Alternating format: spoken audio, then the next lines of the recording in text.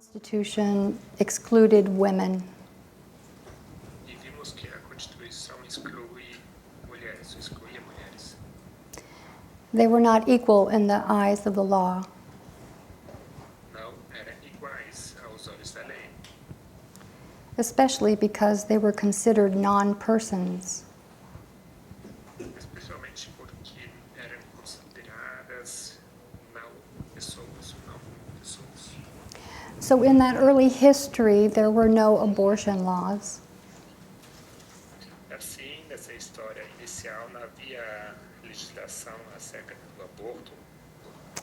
There was a doctrine of quickening that everybody accepted. Existia uma doutrina com respeito aos primeiros movimentos do feto que todo mundo aceitava. And as the women movement grew, E com o crescimento do movimento das mulheres, things began to change. as coisas começaram a mudar. There was an increase of abortion restrictions, Houve aumento de restrições ao aborto. Then history moved through the period of the vote for women. E logo a história passou pelo período do voto para mulheres. And then we moved quickly to the 1970s. E logo olhamos brevemente para os anos 70. And how views on abortion changed through social movements. E como a visão sobre o aborto mudou com os movimentos sociais. So in this study, we want to see exactly what happened after Roe was decided, Então, nesse estudo, queremos ver o que exatamente aconteceu depois que algo foi decidido, how it was decided, como foi decidido, what went wrong after it was decided, o que deu errado após a decisão and who was responsible. e quem era responsável por isso. So for a recap on the decision in 1973, Então, para recapitular a decisão de 1973, the decision was 7-2 for Roe, era de 7-2, and it was an all-male Supreme Court. e foi uma Suprema Corte toda de homens, masculina. And they decided that the 14th Amendment gave women the right to an abortion. E eles haviam decidido que a 14ª emenda dava às mulheres o direito ao aborto. The court also claimed it was a fundamental right for women. A Corte também decidiu que era direito fundamental para as mulheres. Shortly after the victory of abortion rights, E logo após a vitória pelos direitos ao aborto, there were celebrations and happiness that the fight was won. houve felicidade e celebração que a vitória era ganha. They had a false sense of security. Existia falso sentido, uma sensação de segurança. They couldn't imagine that the Roe decision would be chipped away. Não podiam imaginar que a decisão de Roe poderia ser atacada. The Democrats were confident that the Republicans would never attack Roe. E os democratas eram bem confiantes, tinham muita confiança que os republicanos jamais iriam atacar Roe, Because they felt the backlash would be too much for the Republicans to take that step. porque achavam que as repercussões para os republicanos eram grandes demais para tomar tal passo. And as we look through history, we'll see that they were incorrect. E ao observarmos a história, vemos que eles não tinham razão. So first, let's actually look at the decision made by the justices. Primeiramente, vamos olhar para a decisão tomada pelos juízes. Legal scholars and political scientists Eruditos do direito e cientistas políticos have written that that decision was very vulnerable. haviam escrito que essa decisão era muito vulnerável. That decision announced a broad new constitutional right to abortion. Essa decisão dava amplo direito novo à Constituição. And no such words or the history of the Constitution showed any such right. De uma forma, esse direito pela história havia sido baseado na Constituição. The justice who authored the opinion O juiz que era autor da opinião, he included the medical history of abortion, ele incluiu a história médica do aborto, he cited the views of the Persians, the Greeks, the Romans, ele citou a posição, a visão dos persas, gregos e romanos, he even quoted two versions of the Hippocratic Oath, e também citou duas versões do juramento hipocrático, and he even quoted English authors dating back to the 1200s. e até citou autores ingleses dos anos 1200.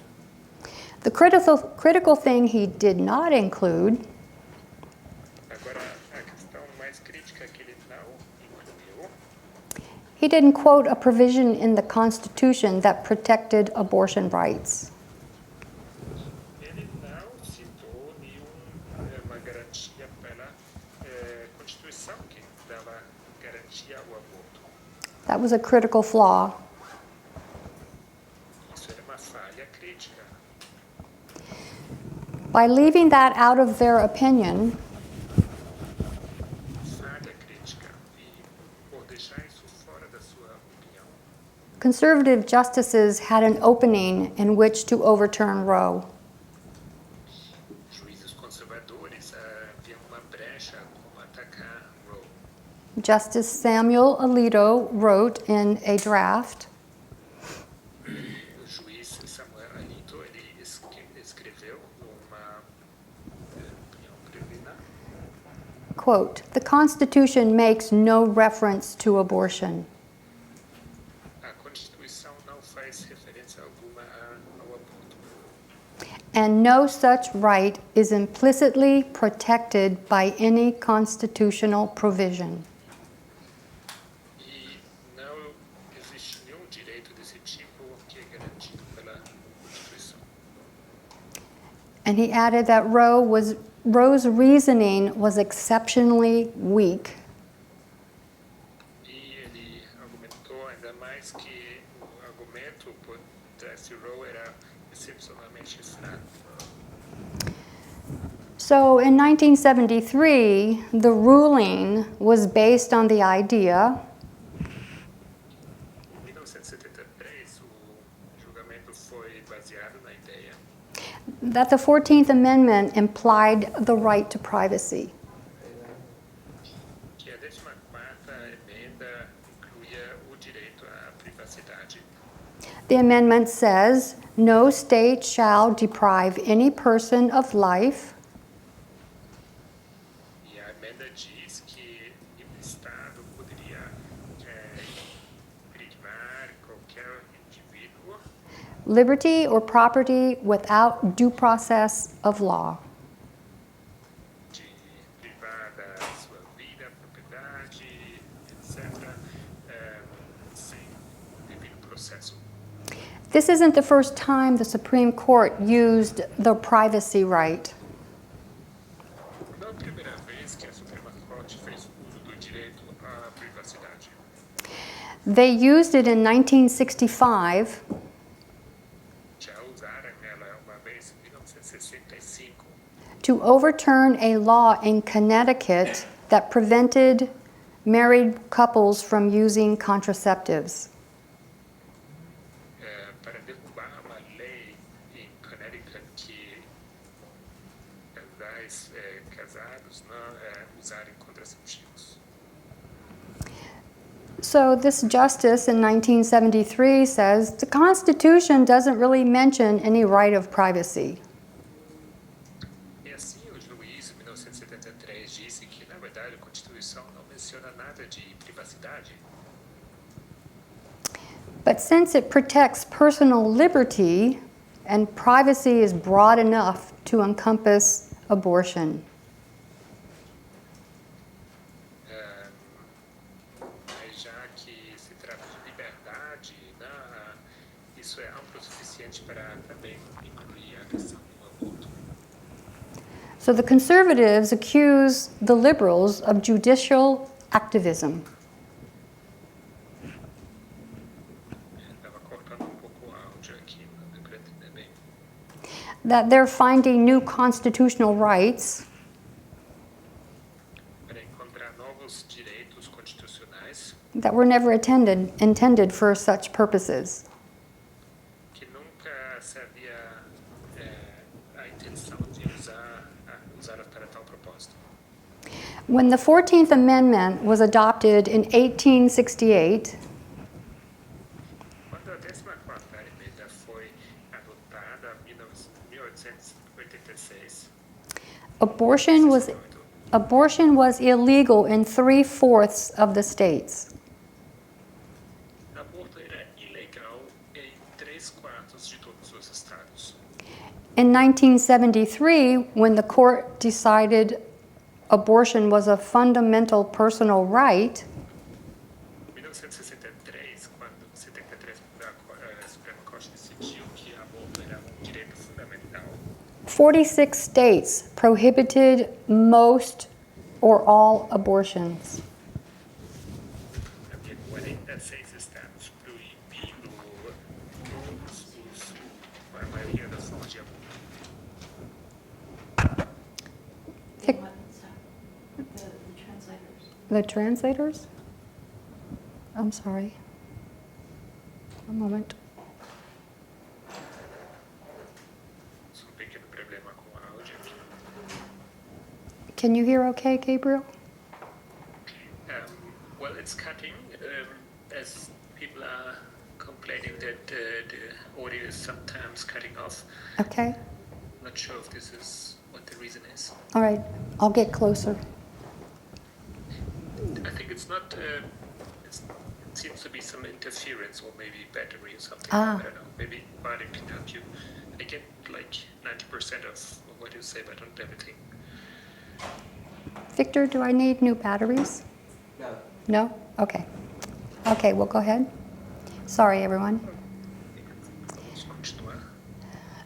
Many prominent scholars derided the court's opinion.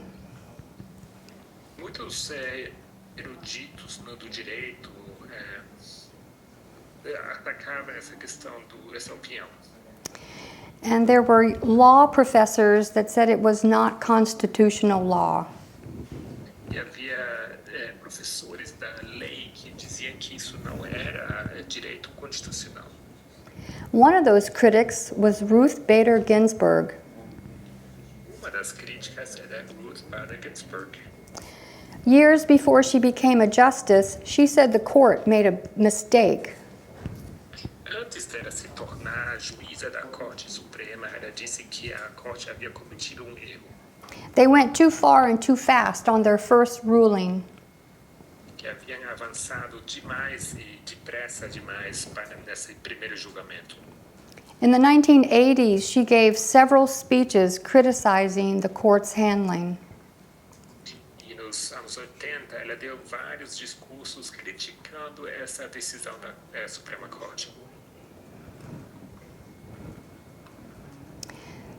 She said Roe v. Wade became and remains a storm center. Ela disse que Roe v. Wade continua sendo centro, né, de disputa dessa tormenta. So rather than resolving the abortion issue, E ao invés de resolver a questão do aborto, the court's broad ruling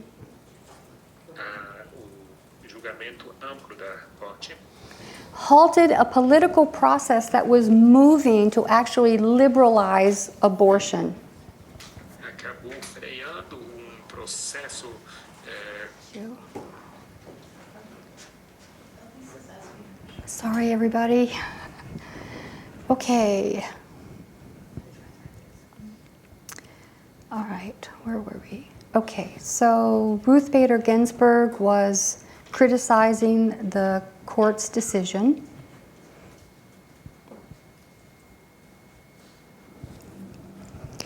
She said it would have been wiser for them to write a brief that would strike down the extreme law.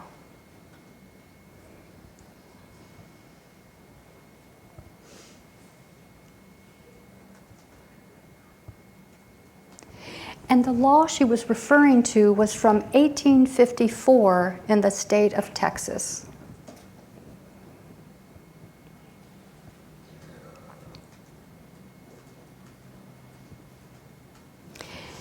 And that law only had an exception for saving the life of the mother.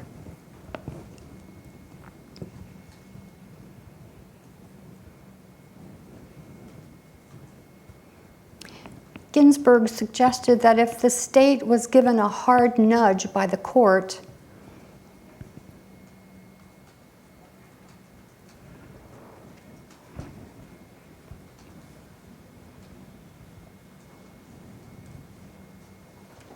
not only Texas, but other states would have revised and liberalized their abortion laws.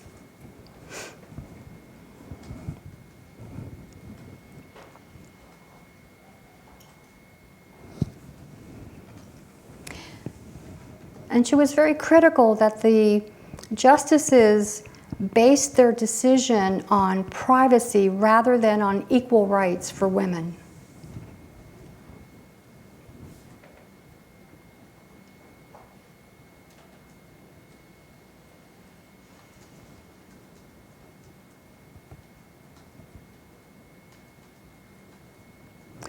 And she pointed out that laws on abortion were written by men and enforced by men.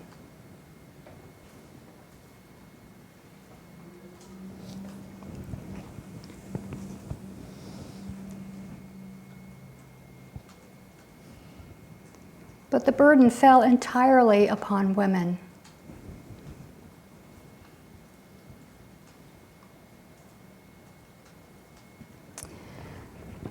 Another issue of the law was the viability of the fetus.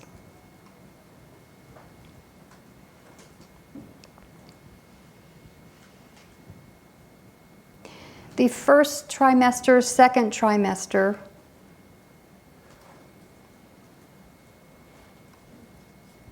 was a dividing line that became a big deal.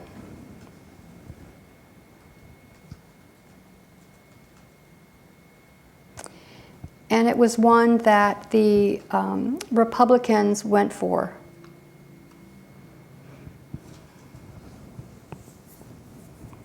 As they began to oppose that decision.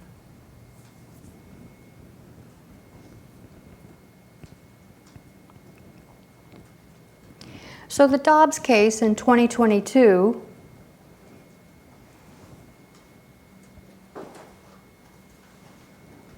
was about the Mississippi 15-week limit on abortion.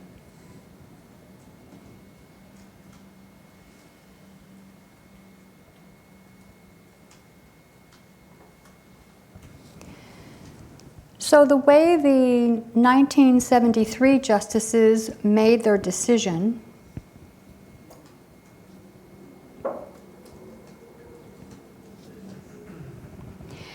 helped to launch a new judicial philosophy on the right wing.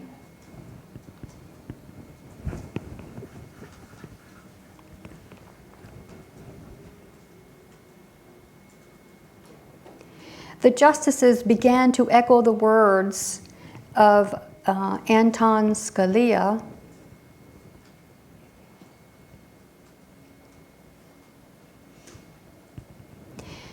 that the court should interpret the Constitution based on the words and the original meaning.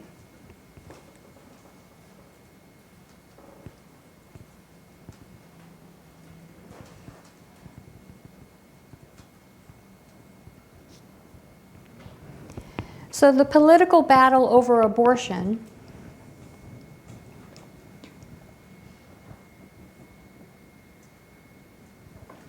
became an issue beginning in the 1980s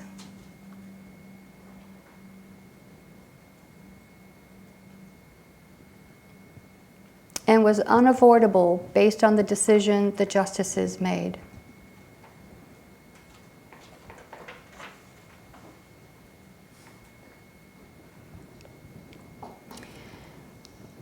Mary Ziegler, a professor of state law,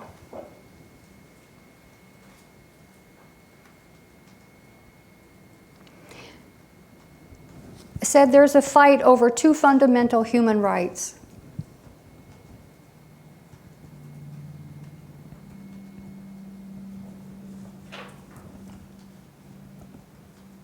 And for many, there can be no compromise.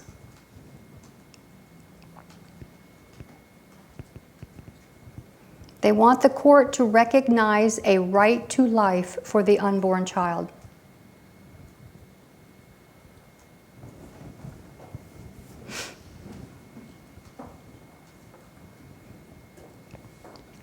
In the 1970s, the Republicans and the Democrats were not divided on abortion.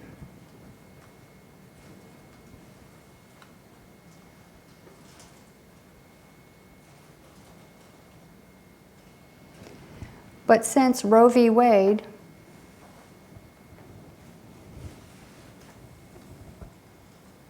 it was the catalyst for the Christian right to get engaged in politics,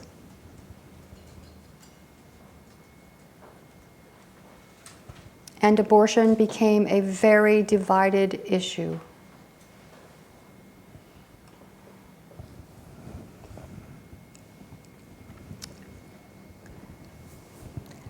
So, once Roe was decided, the Christian right began their attacks.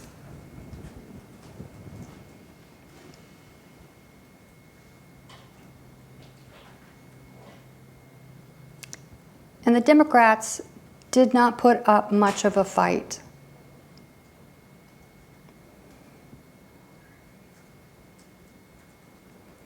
There was an amendment passed in 1976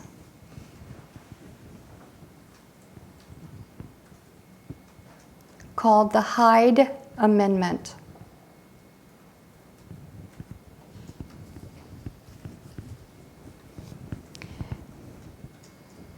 It restricted funding for the healthcare program for poor people,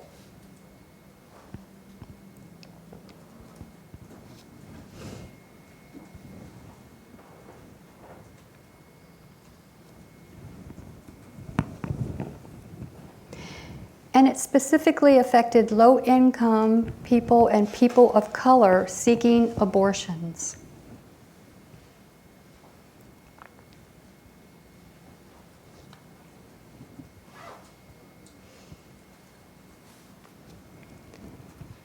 A representative in Congress said the following: I would certainly like to prevent, if I could legally,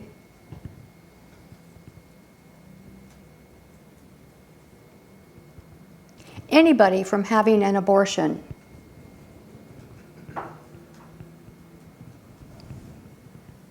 A rich woman, a middle-class woman, or a poor woman.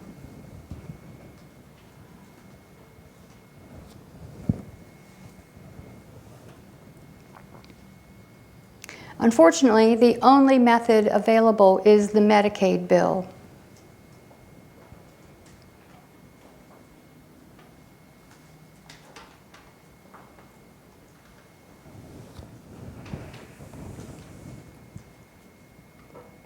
over,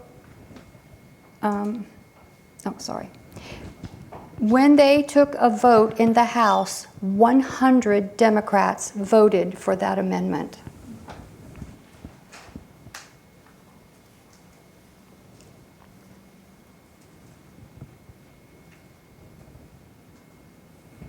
So that essentially made abortion only for the wealthy.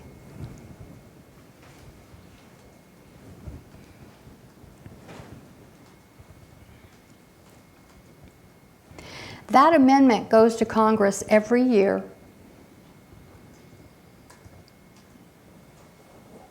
They've had time for witnesses and reviewing evidence.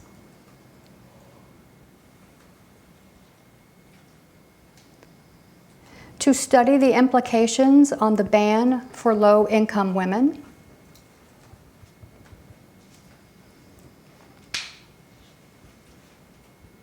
But they failed to do so.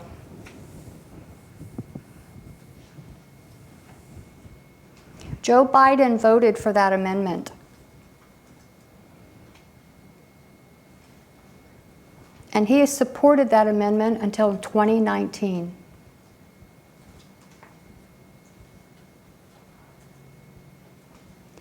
The Hyde Amendment finally became a part of the Democratic platform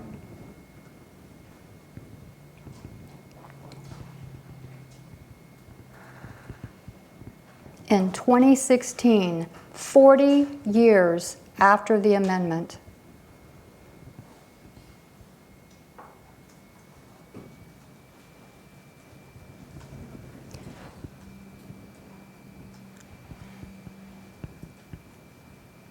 Here again, we have old white men who are not affected by such rulings.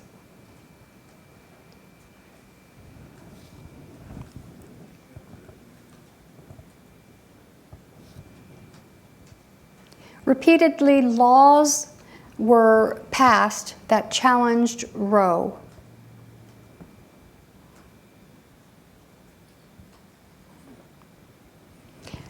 Through the 1980s, 1990s,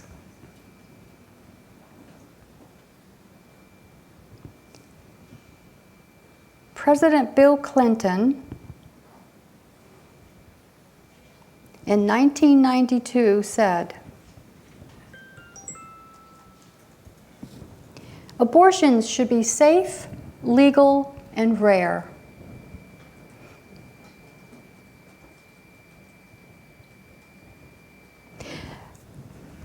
Activists and feminists saw that comment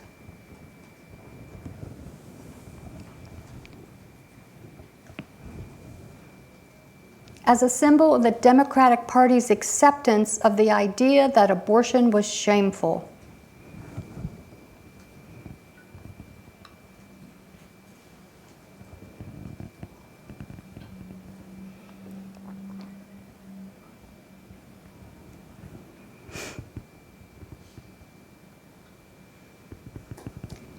By the 2000s,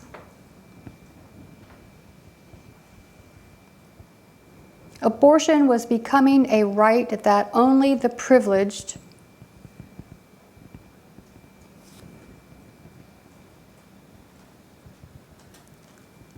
usually middle and upper class white women could access.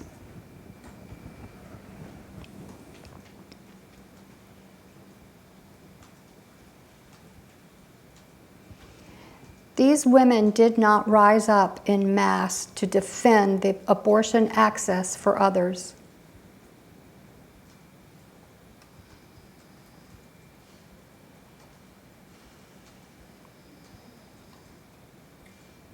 There was a failure to see that if all haven't made it,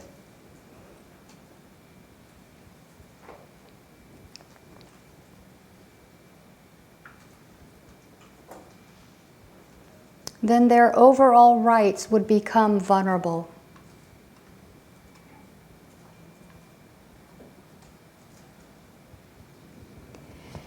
In 2003, Alan Parker filed a lawsuit.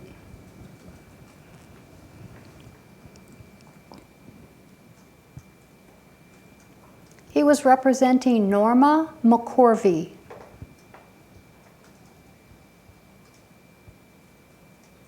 She's also known as Roe.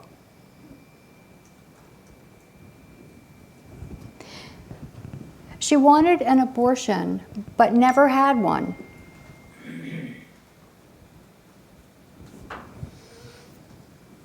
Because by the time the decision was made, she had already had her baby.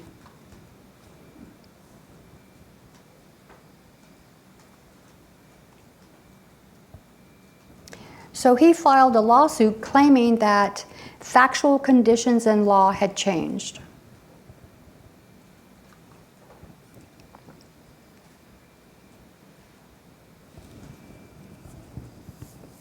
And he did an interesting thing in this lawsuit.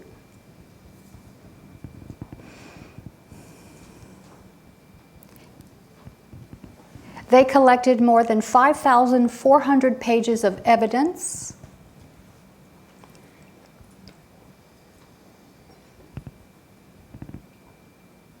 against abortion. But most importantly, they collected over 1,000 legal testimonies from women.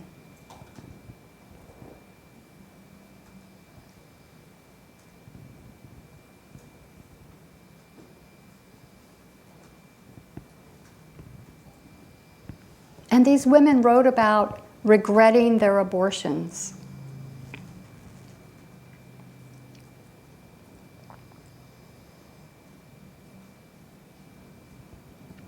This is going to come up in a few years, this testimony that he gathered.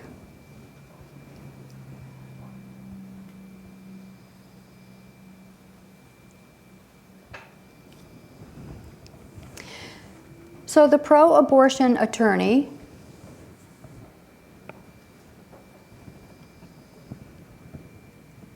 heard about Parker's lawsuit and called it a publicity stunt.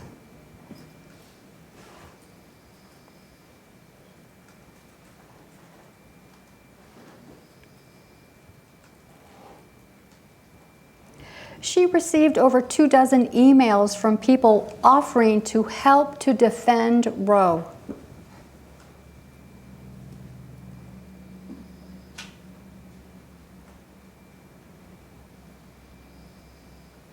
She declined their help.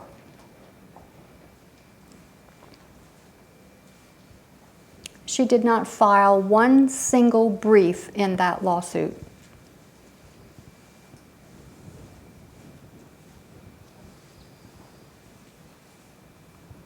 She claimed it had been 30 years. There's no need.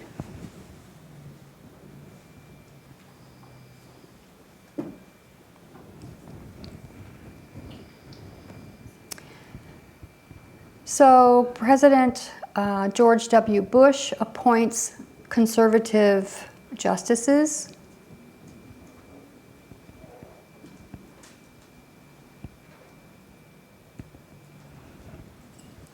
And that was Samuel Alito.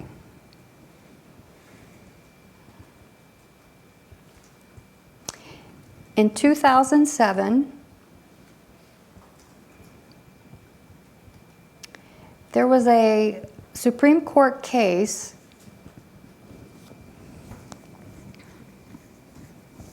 and it had to do with partial birth abortions.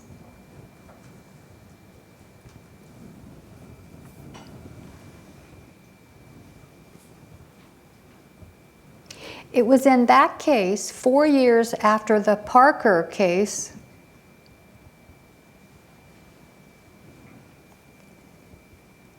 that those testimonies from the 1,000 women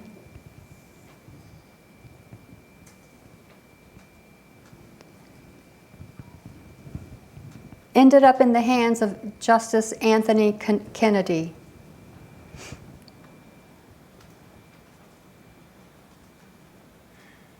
And it affected that decision.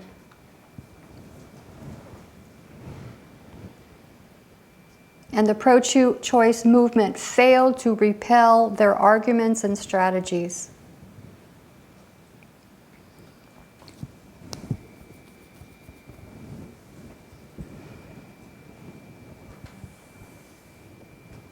In 2007, Senator Barack Obama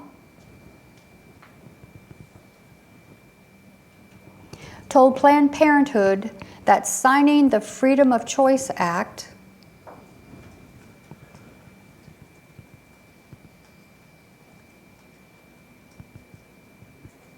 would be the first thing he does as president.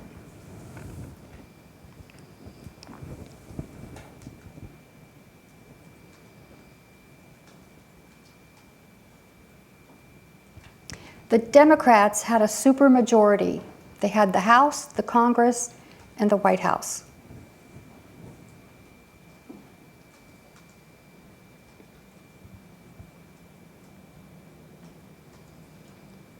And they ignored Roe. They even had a filibuster-proof majority in the Senate.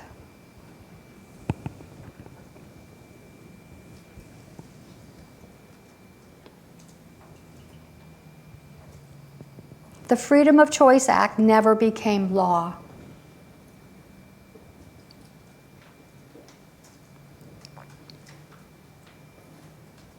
And in April 2009, Obama said,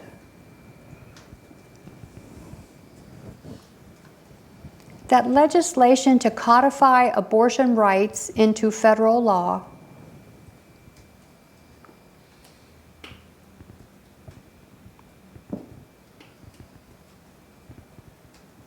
is not the highest legislative priority.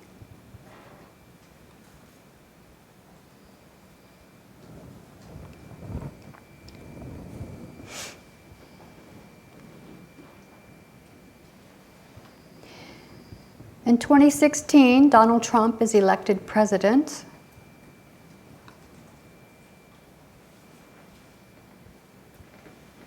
He appoints 3 Supreme Court justices.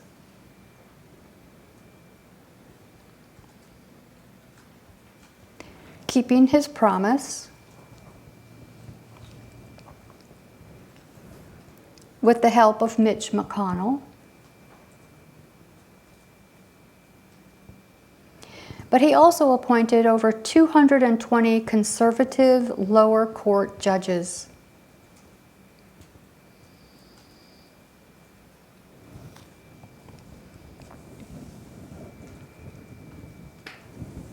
And this paved the way for anti-choice legislators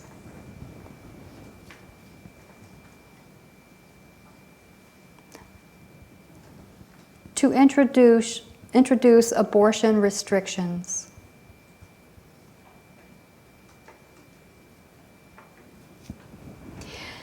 In 1972, no one mentioned abortion in the Democratic platform.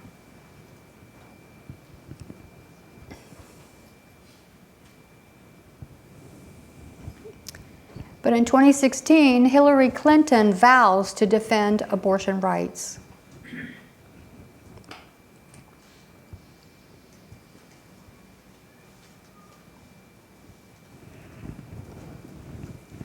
And yet, in 2016, activists were pushing for abortion to be added to the presidential debates.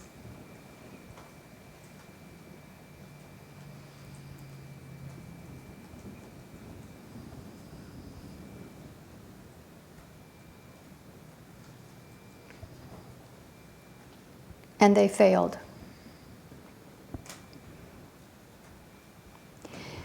In May of 2017, in a magazine article,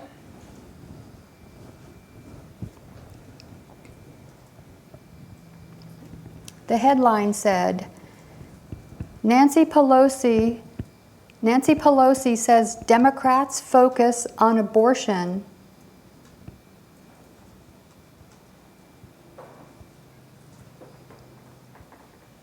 is hurting the party.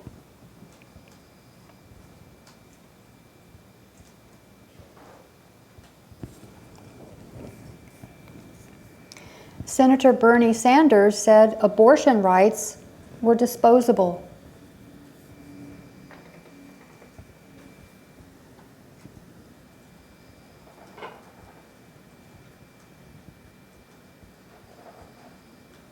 basically not a part of the democratic ideology.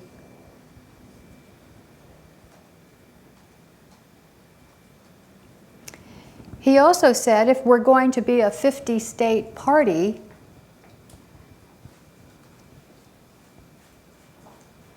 we need to bring in anti-choice candidates.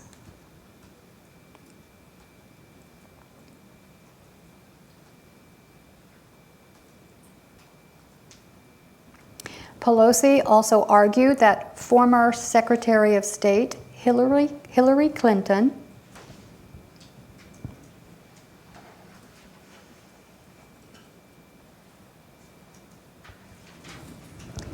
lost the election because of the Democrats' focus on social issues.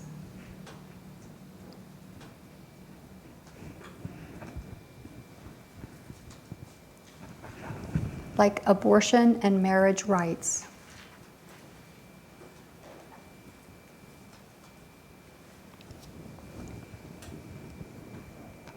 In 2020, Joe Biden is elected as president.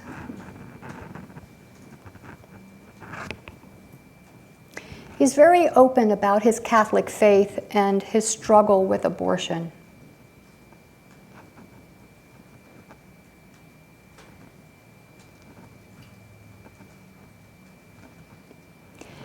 And he's criticized by abortion groups.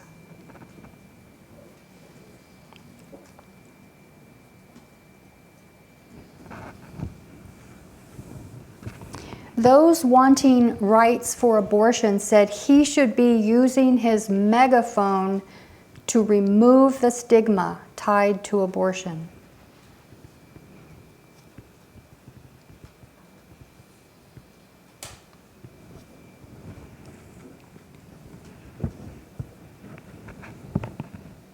They wanted him to stop airing his personal doubts.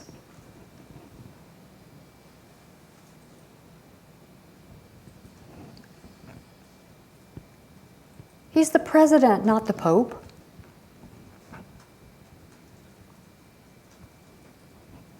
He's supposed to defend the Constitution for us.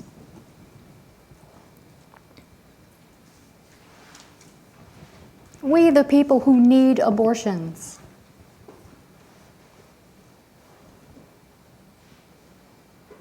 He did say, he promised he would codify Roe, but he didn't.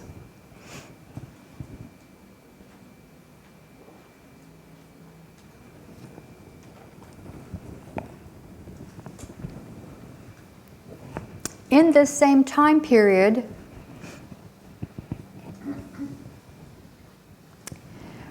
reporters from feminist magazines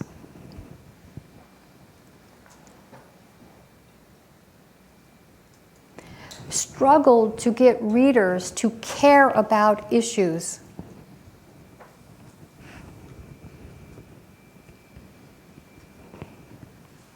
They couldn't see the connection of abortion and economic, racial, and social justice.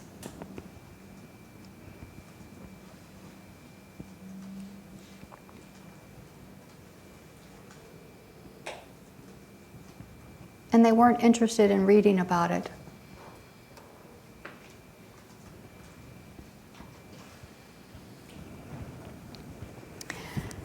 So in 2021, there is a new legislation.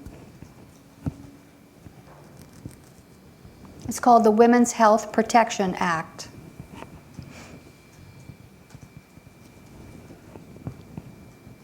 It prohibits government restrictions on abortion.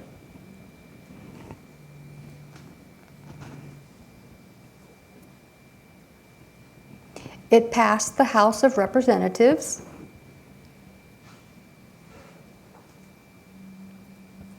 It failed in the Senate, 49 to 51.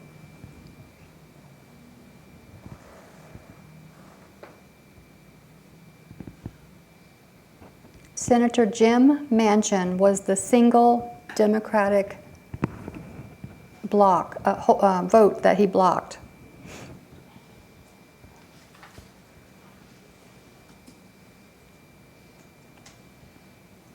could have been a 50-50 tie, with Vice President Harris breaking the tie.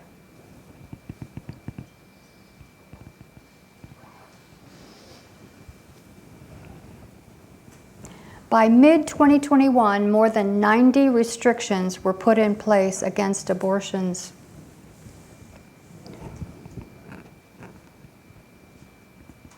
One knew where the Supreme Court justices stood.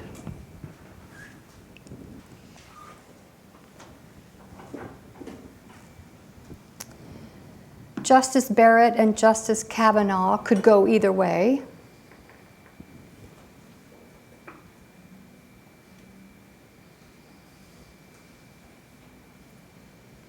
But then Kavanaugh started speaking about precedents that the Supreme Court had previously overturned.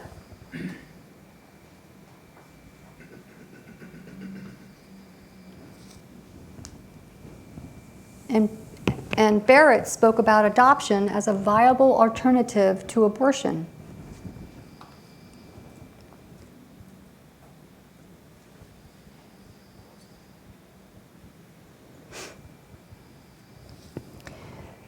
The Democrats did not keep up with technology.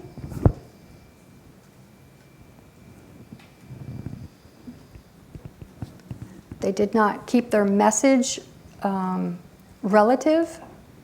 relevant. Thank you.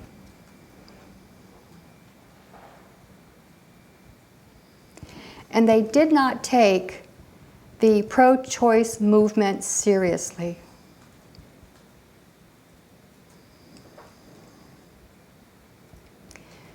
The Democrats claim to support reproductive freedom.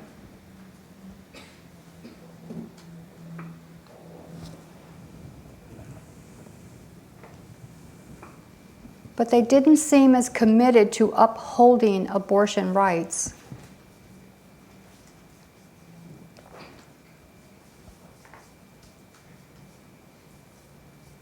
As compared with the Republicans' commitment to overturn.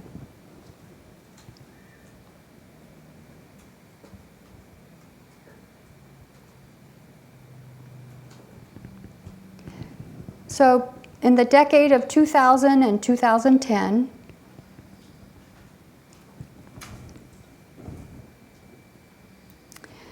abortion is not in the presidential debates.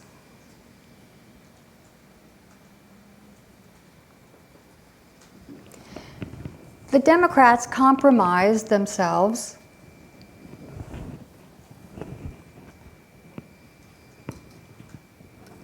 They were trying to expand their party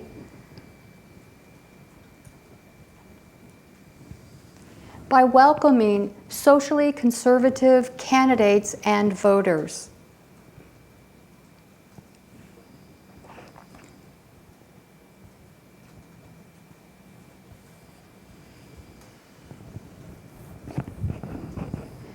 The activists were still pounding on the doors for them to talk about abortion.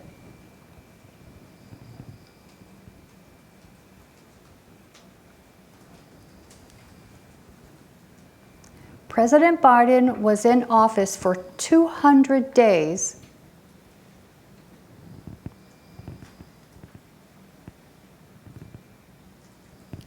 before he even used the term abortion.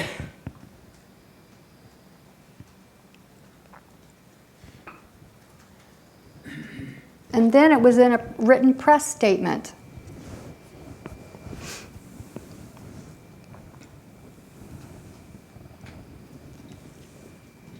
Democrats also saw abortion as a social issue or a women's issue.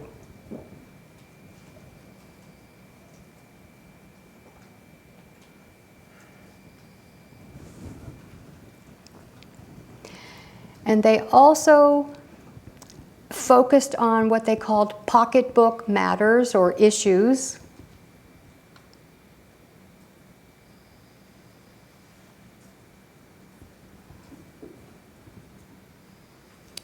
That they felt the voters were more interested in.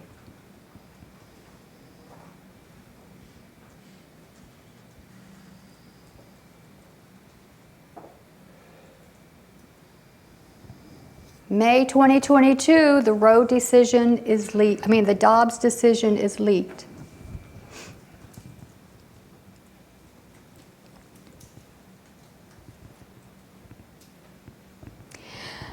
The Dems have not lived up to their rhetoric of supporting abortion rights.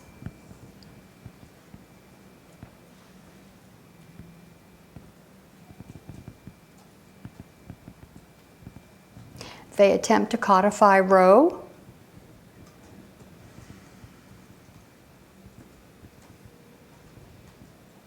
And Democratic Senator Joe Manchin joins all 50 Republicans to oppose the bill.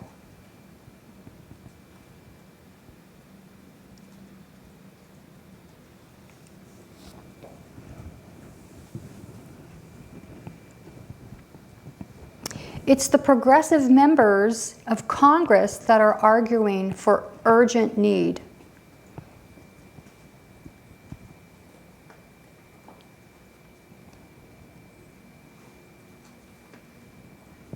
The need to pass a federal abortion rights legislation.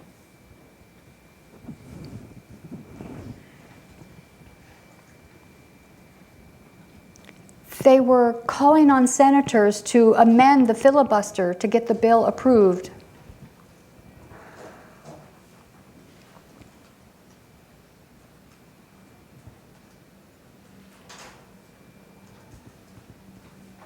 But 2 Democratic senators would not support the filibuster override.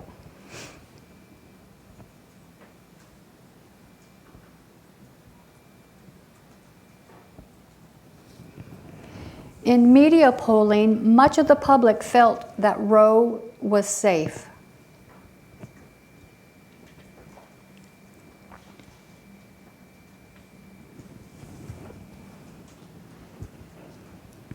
They did not see a federal change coming, and they thought Roe was untouchable.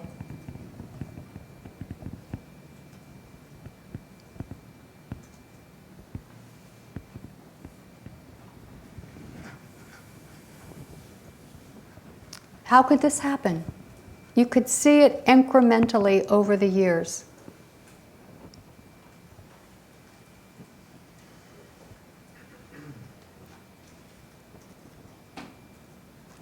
Six in 10 adults say abortion should be legal.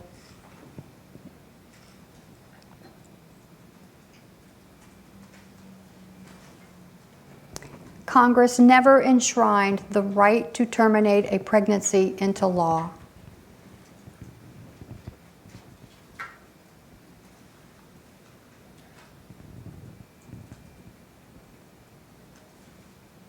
And that left the abortion access vulnerable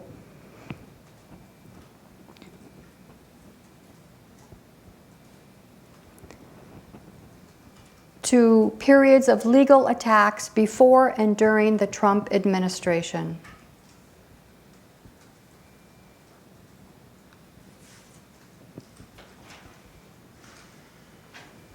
In June of 2022, the day after Roe was overturned,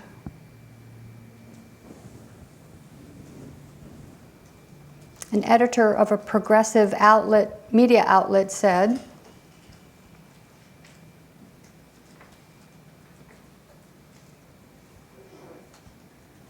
"This is the rights war on women.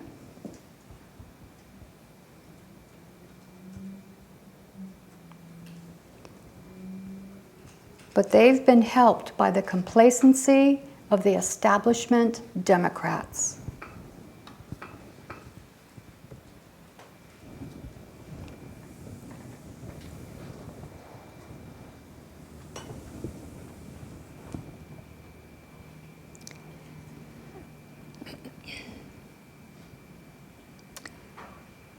Democrats did not know how to fight the battle over abortion rights online.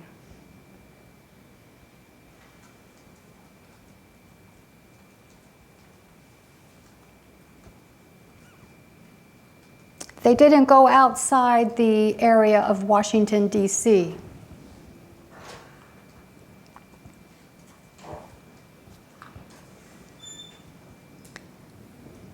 Democrats were more interested in defeating candidates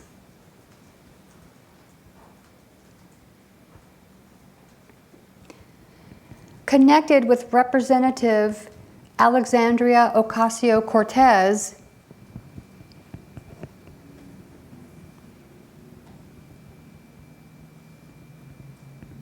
in Democratic primaries. So we have old school white establishment Democrats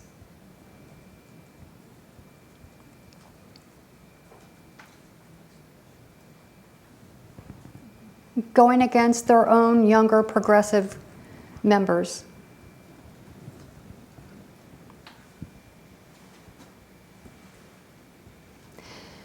The Republicans persistently attacked voting and abortion rights,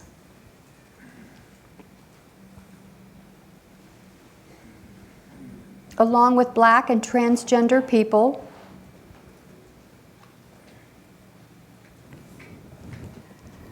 with very little pushback from the Democrats.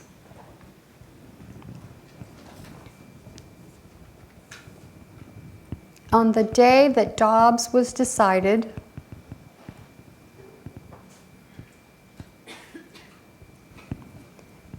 Nancy Pelosi and the House Democrats were on the steps of the Capitol.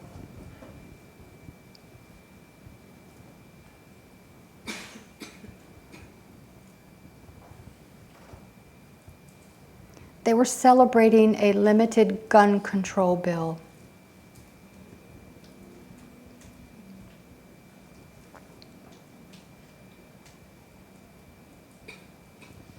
Biden gave a short speech.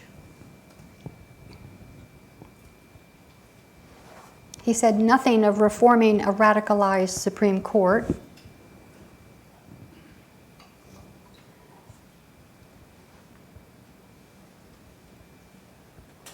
Majority Whip James Clyburn called the decision anticlimactic.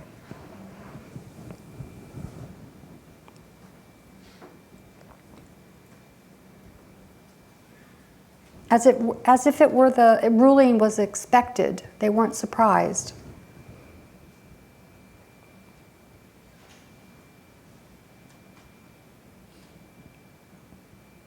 And officials in the party sent out fundraising emails.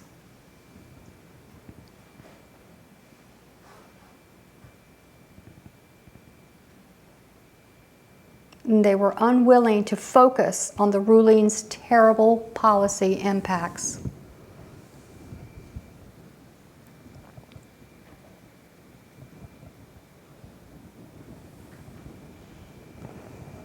Over the decades, a post-Roe complacency developed.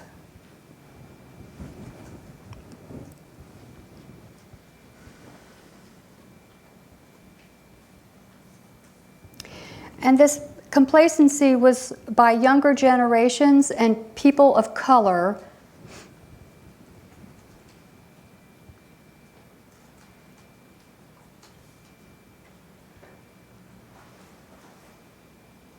They felt disconnected from abortion rights movement.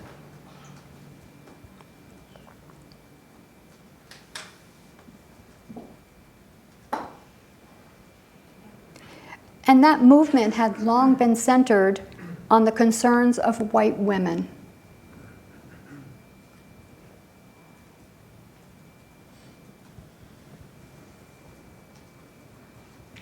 And some of those prejudices are rooted deeply in American society, even on the left.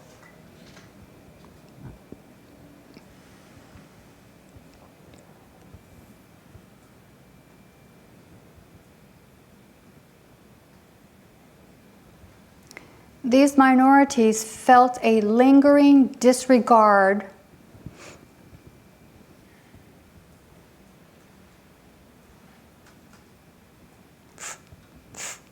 for the equality and personhood of women.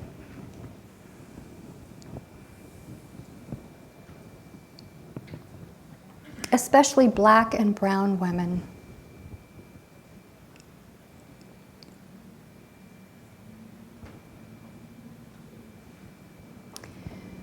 Those most impacted by decades of abortion restrictions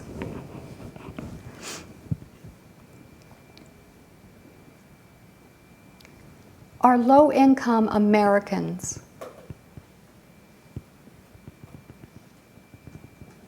Especially Black people, Indigenous people, and other people of color.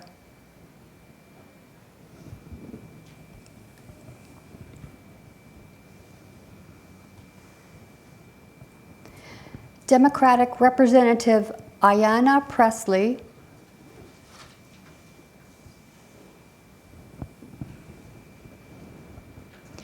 said Black and brown folks have been sounding the alarms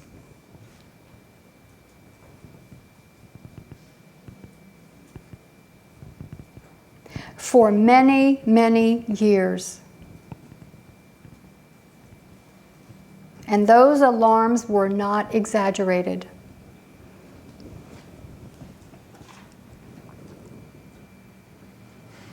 And let's keep in mind that the states banning abortion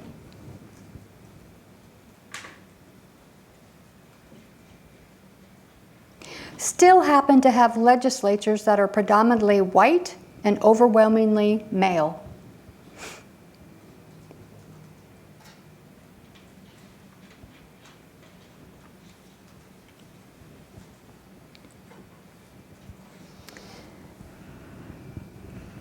So towards the end, after Dobbs, oh no, wrong date, sorry.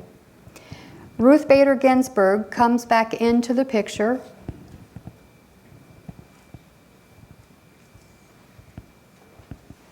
What mistake did she make towards the end of her life?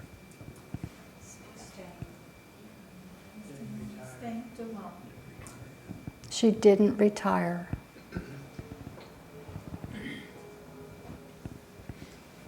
She was the greatest hero for the pro-choice movement for 50 years.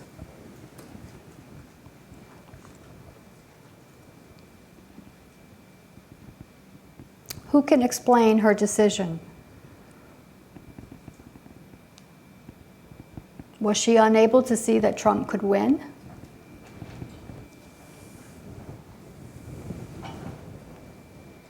Or was it just human desire to hold on to a job that you love?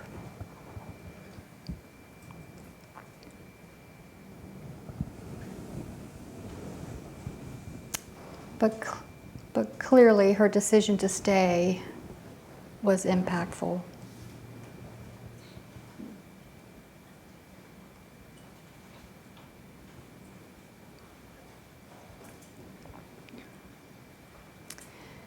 The Brennan Center for Justice and Ms. Magazine created a series of essays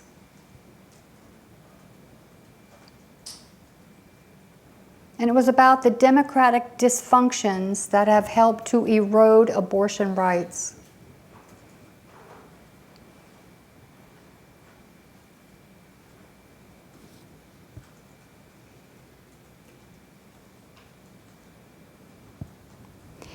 And for the first time, they highlighted how attacks on democracy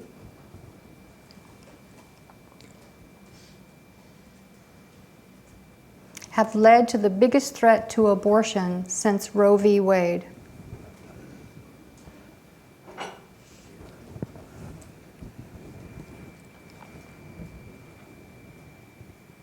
An example of those attacks is the assaults on voting rights.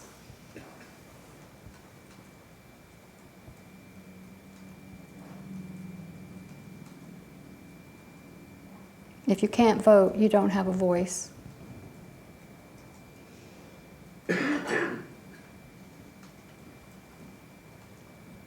So in conclusion and summary,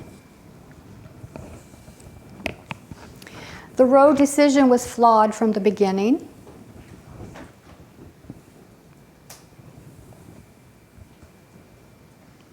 I left out a lot of history. There's more to this.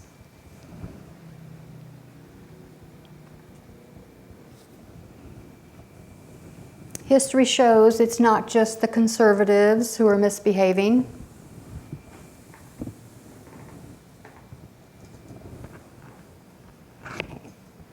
The left is just as guilty.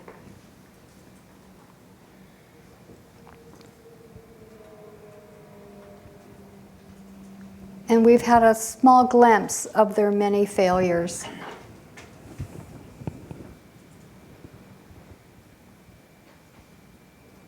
The politicians, the media,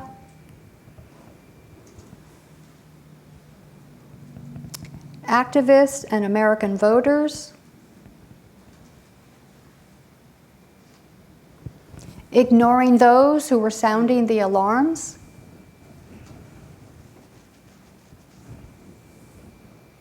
not forcefully going after the Republicans,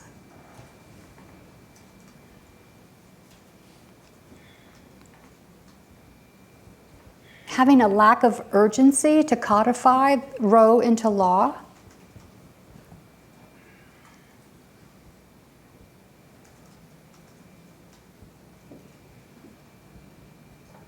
Looking beyond themselves and seeing equality for women.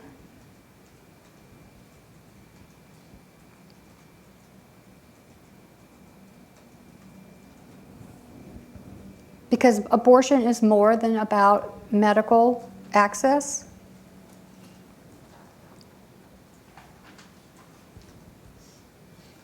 It's the freedom to control your own body.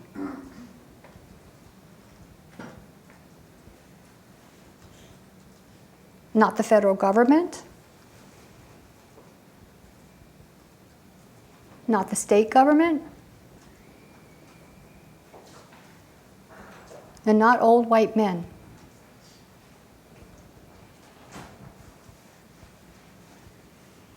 Let's pray.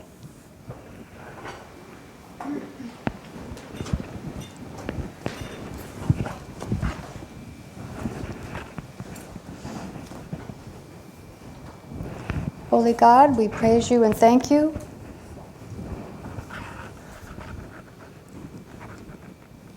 It's amazing to see all the mistakes and problems.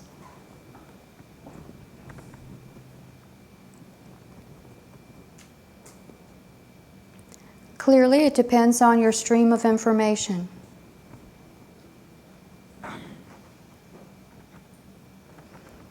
Open our eyes, Lord, to see the prophetic role of external events like Roe v. Wade.